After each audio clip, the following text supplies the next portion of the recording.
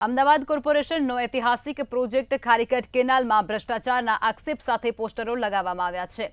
નરોડાથી લઈ અને નારોલ સુધી આ પોસ્ટર લગાવવામાં આવ્યા છે। કોંગ્રેસના રાષ્ટ્રીય પ્રવક્તા કપિલ દેસાઈ અને કાર્યકરોએ આ પોસ્ટર લગાવ્યા છે।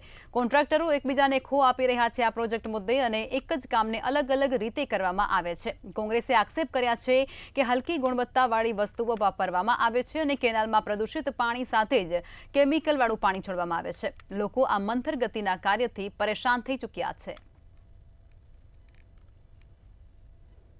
1200 કરોડનો પ્રોજેક્ટ અને પ્રોજેક્ટના ભાગરૂપે જે પ્રમાણે ટેન્ડર આપવામાં આવ્યા પરંતુ ક્યાંક ને ક્યાંક આ ટેન્ડરની અંદર પણ કૌભાંડો થયો તેવું લાગી રહ્યું છે।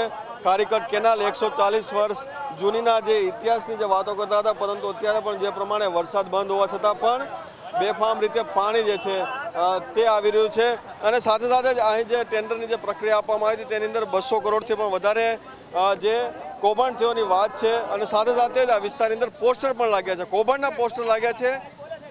કપિલભાઈ, જે પ્રમાણે આ પોસ્ટર તમારે લગાવવા પડ્યા, પ્રદૂષિત પાણી પાછળ પાણી નીકળી રહ્યું છે। ખારીકટ કેનાલ માટે 7 વર્ષ લડત સંઘર્ષ કર્યા બાદ આ સરકાર જાગીને સરકારે માન્યું કે આ અમદાવાદની સૌથી મોટી સમસ્યા છે।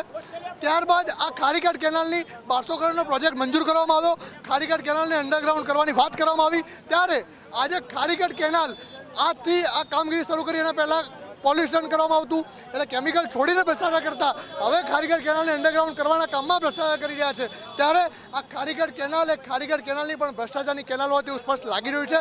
આ અમારા સ્વપ્ન સમાન યોજના છે, આ અમદાવાદ પૂર્વની સૌથી મોટી સમસ્યા છે, ત્યાં પણ આ લોકો કમાવાનો અવસર છોડી નથી રહ્યા। આ ખારીકટ કેનાલની અંદર વાત કરવામાં આવી હતી કે પ્રીકાસ્ટ બોક્સ નાખીશું, બોક્સ નાખીને આ લોકોની ખારીકટ કેનાલ મજબૂત બનાવીશું અને અંડરગ્રાઉન્ડ કરીશું, ત્યારે માત્ર આરસીસીની દિવાલો ઊભી કરી અને ખારીકટ કેનાલને આ ઢાંકવામાં આવી રહી છે। ત્યારે અમારી માંગણી છે કે આમાં જ્યાં પણ કરપ્શન થયું હોય, જે પણ ભ્રષ્ટાચાર કર્યો હોય તેની પર કડકમાં કડક પગલાં લેવામાં આવે અને આના મુદ્દે મુહિમ ચલાવીશું।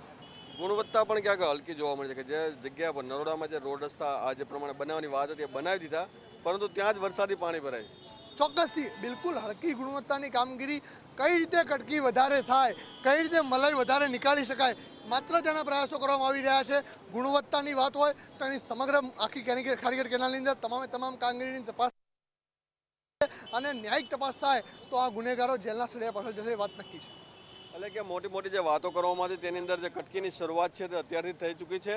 હજી તો આખો પ્રોજેક્ટ બાકી છે। પ્રોજેક્ટની અંદર કેટલી કટકી થશે, આ કટકી ક્યાં ક્યાં જાય છે તે પણ એક મોટો સવાલ છે। 1200 કરોડની જે મોટી વાત અને ઐતિહાસિક કેનાલની વાત હતી પરંતુ અત્યારથી ગાબડા પડવાની શરૂઆત થઈ ચૂકી છે।